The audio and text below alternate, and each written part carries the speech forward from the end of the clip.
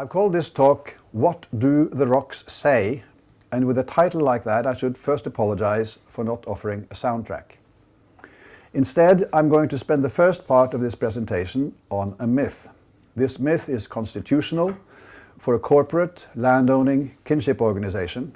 If it helps, think of it as a clan located in the mountains in central Flores, eastern Indonesia.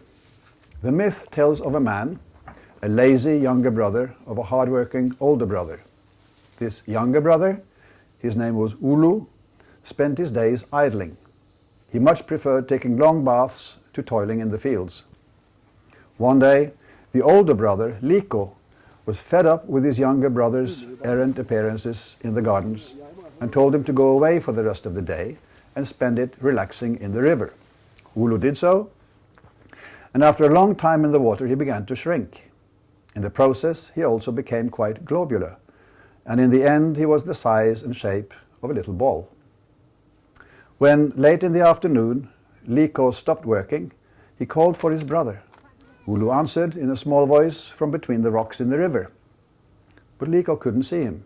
Finally he understood that the small ball-like thing was in fact his brother. He pitied him, picked him up, and put him in his shoulder bag.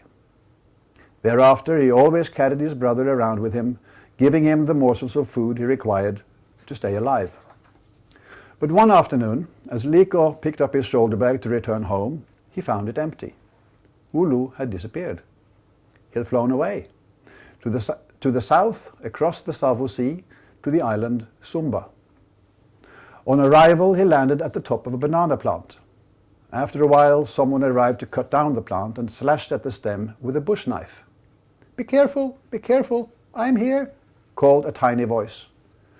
The Sumbanese flinched and rushed back to the village to fetch his friends. They spread out a sarong, had Ulu jump into it, and proceeded to take the plant down.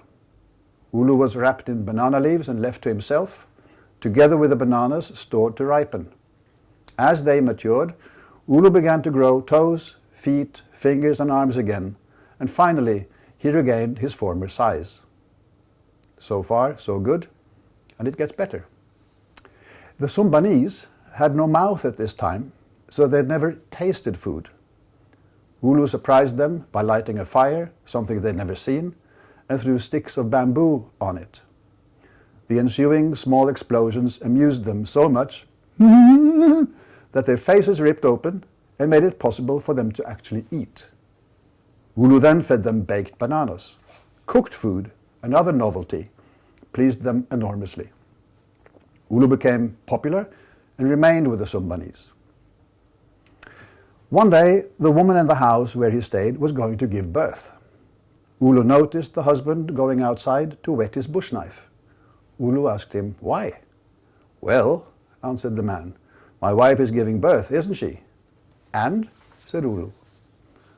"I have to cut her open to get the baby out, don't I?" "Do you?" said Ulu. "Leave this to me. Just take your bush knife with you to the field, and I'll see to matters here."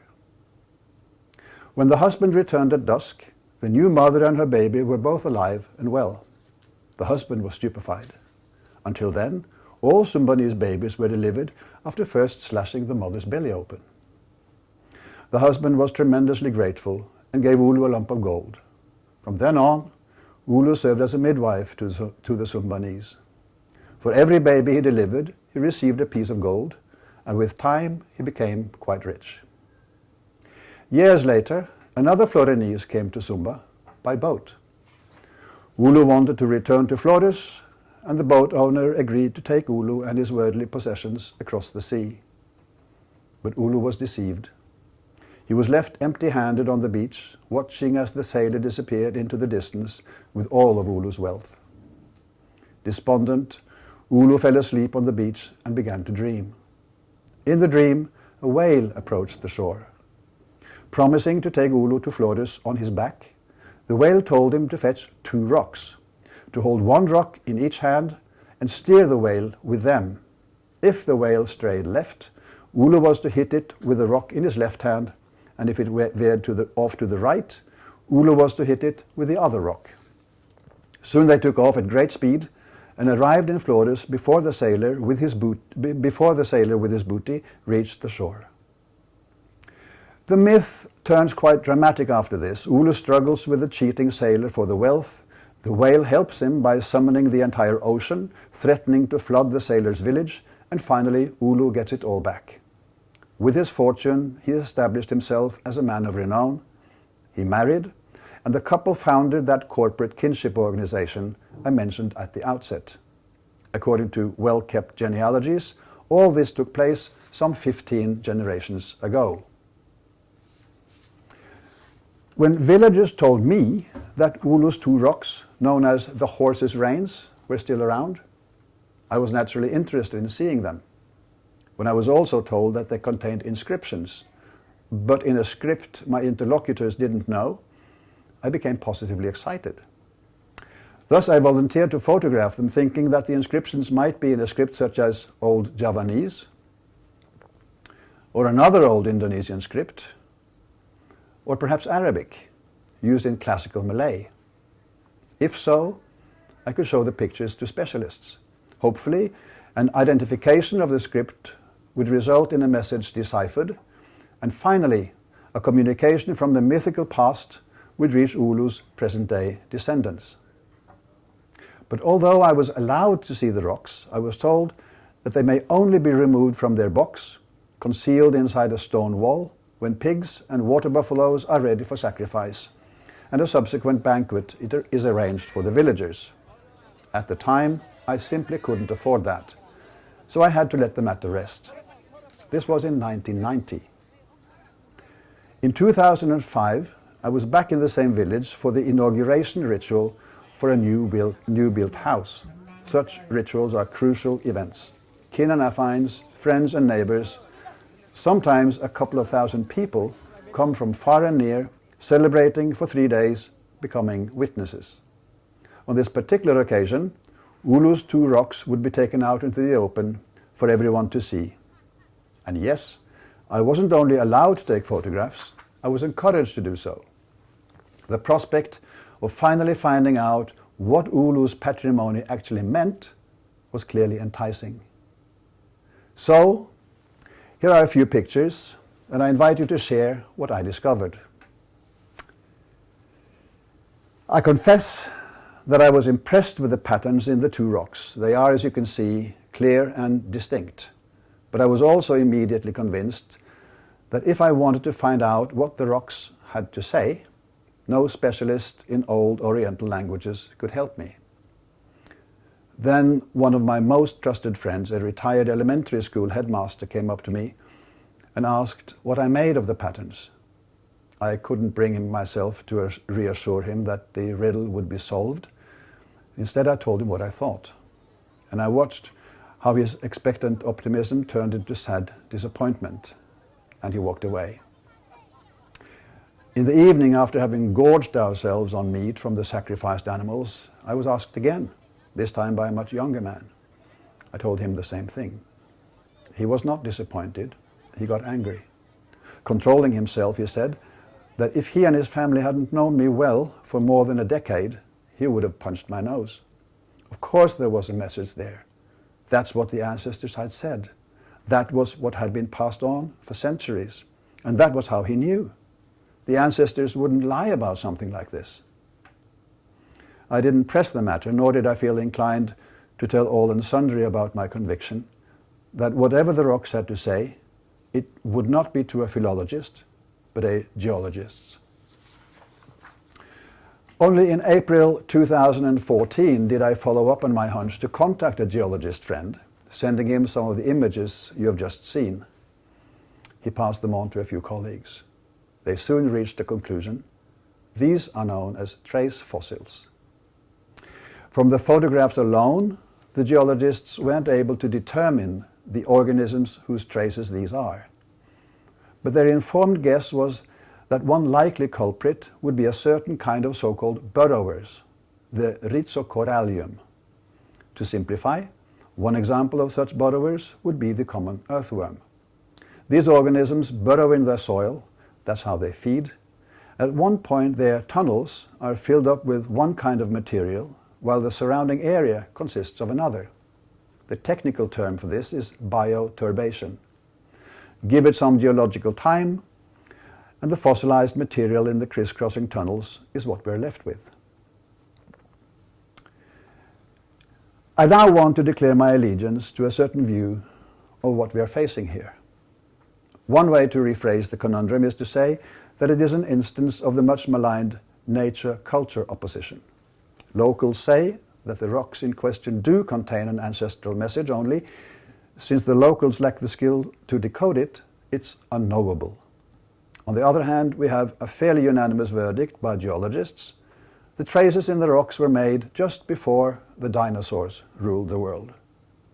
I don't need to remind you that the ancestors were not around at that time. At any rate, Ulu wasn't. For him to have been around in the Triassic Age, he would have had to predate Homo sapiens by hundreds of millions of years. This leads me to posit that the rocks in question simply cannot have been inscribed by any intentional agent. In other words, the meaning in the rock patterns cannot be elicited by specialists in the humanist or the social sciences. That is the job for natural scientists. This is my point one. My point two springs directly from the first. Now, I'm the first to lament some of the unfortunate outcomes of the epistemological nature-culture divide, the scientific understanding of human disease and suffering, just to mention one. However, in this case, it seems to me that what the locals consider to be a cultural object, that is, a message from the ancestors, cannot be accepted by the anthropologist as accurate, or indeed as the truth. To do so is simply to gainsay the knowledge of our colleagues in the earth sciences, in this case a rather futile exercise. So, my second misgiving is this. What the ontologists seem to me to be concerned with, and exclusively so, are matters to do with religion, belief, or faith, usually of benign consequence. This, of course, means that any skepticism voiced by unimaginative ethnographers is laid to rest at once. If Amazonians say that jaguars see themselves as human, then the jaguars do see themselves as human. But let us note that whenever ethnographers report such things, it is because they have been told so by Amazonians. We should remind ourselves that they haven't been told so by the jaguars. Thirdly, whether certifiably religious or not, what the ontologists report as the truth pertain invariably to phenomena that by their very nature cannot ever be verified by disinterested observers. I stress this because we're sometimes told that what anthropologists in the past have not really taken aboard is the sheer alterity of other people's ontologies. If we are baffled by or don't understand them, it isn't because they are silly or irrational. No, it is because they live in another world. In some of these worlds, jaguars and peccaries are human. In other worlds, diviners can only speak the truth. The issue isn't that shamans and diviners think they can only speak the truth, or that their clients think that they can only speak the truth. The point, we are told, is that diviners can only speak the truth. They do speak the truth, full stop. Now, while I have now raised issues pertaining first of all to objects featuring predominantly or prominently in ritual, I wish to close by turning from the nature-culture conundrum and the patently religious or metaphysically speculative phenomena that the ontologists are so fond of, to another and more acute one, that of political extremism. About 5 years ago, a man stood trial in Norway for having first set off a car bomb, blasting government buildings in the capital, killing 8 persons, maiming others. He proceeded to a Labour Party youth camp where, masquerading as a policeman charged with securing the safety of the participants, he shot and killed 69 of them and wounded many more. The official count is 319.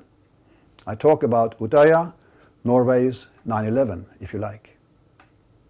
The crucial issue prior to and throughout the trial was whether or not the perpetrator, Breivik, was sane. Thus, 2 teams of court-appointed forensic psychiatrists examined Breivik before his trial. The first report diagnosed Breivik as a paranoid schizophrenic. A second psychiatric evaluation concluded that Breivik was not psychotic during the attacks, nor during the evaluation. Let me rephrase this, blunt enough for my purpose here. Was Mr. Breivik operating in his own world, or was he operating in ours? I am relieved that the court decided that the latter was the case. On 24th of August 2012, the Oslo District Court issued findings that Breivik was sane and guilty of murdering 77 people, and he was sentenced to 21 years in prison. In short, Breivik was sentenced to prison because he did what he did in our world. This verdict, one I approve, indicates to me that the questions raised by the ontologists are far too fundamental to be exhaustively discussed in the context of belief or faith. There are other, more ominous issues at stake. The ontologists admonish us to take the other seriously. Indeed, returning finally to Ulu, to take the account involving the rocks seriously cannot mean to humor my interlocutors by saying, sure, there is probably a purposeful inscription there. That, I submit, would be to abandon the notion of what taking seriously actually means. In fact, to tell them so would relegate them to an alterity they simply don't deserve. Thank you.